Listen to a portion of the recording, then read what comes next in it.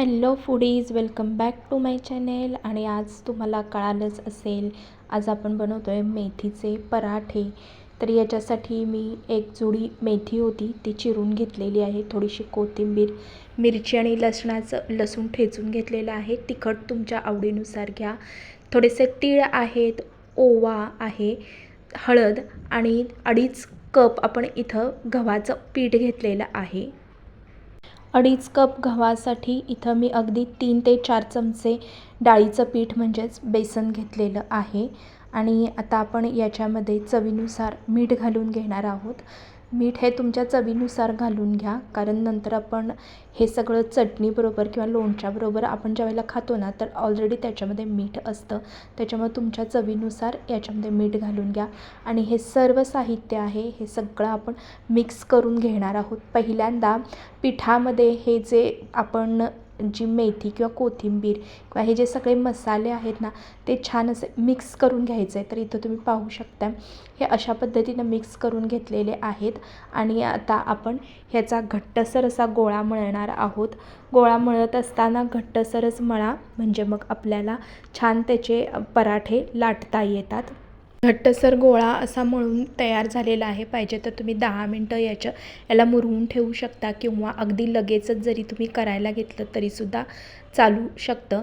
तर इथं मी छोटासा गोळा घेतलेला आहे आणि तो आपण पहिल्यांदा छान असा मर्दून घ्यायचा, तरच आपल्याला तो पराठा आहे ना, तो छान असा लाटता येतो.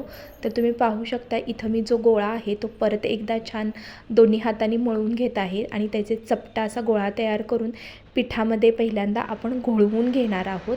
आणि घोळवून घेऊन पहिल्यांदा त्याचं आपण एक छोटीशी पुरीसारखं लाटून घेणार आहोत.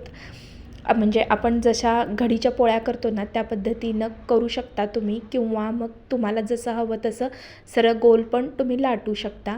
तर या अशा पद्धतीनं आपण इथं पीठ लावून घेणार आहोत. आणि आता मग आपण अशा पद्धतीनं पराठे लाटून घेणार आहोत. मधलं थोडंसं तुम्हाला शूट करायचं दाखवायचं राहिलं, म्हणून हा मी डायरेक्ट दुसरा गोळा घेऊनच अशा पद्धतीनं तुम्हाला पराठा लाटून दाखवते.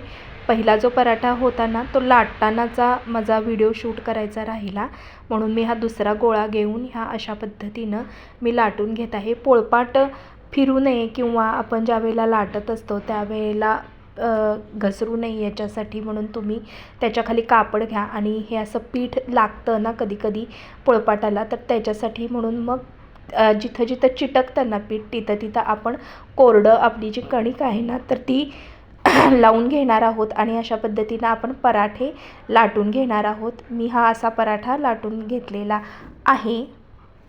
आणि तवा मी पहिल्यांदाच गरम करायला ठेवला होता, तो आता गरम झालेला आहे. त्याच्यावरती हा आपण पराठा मस्त खरपूस असा छान असा भाजून घेणार आहोत.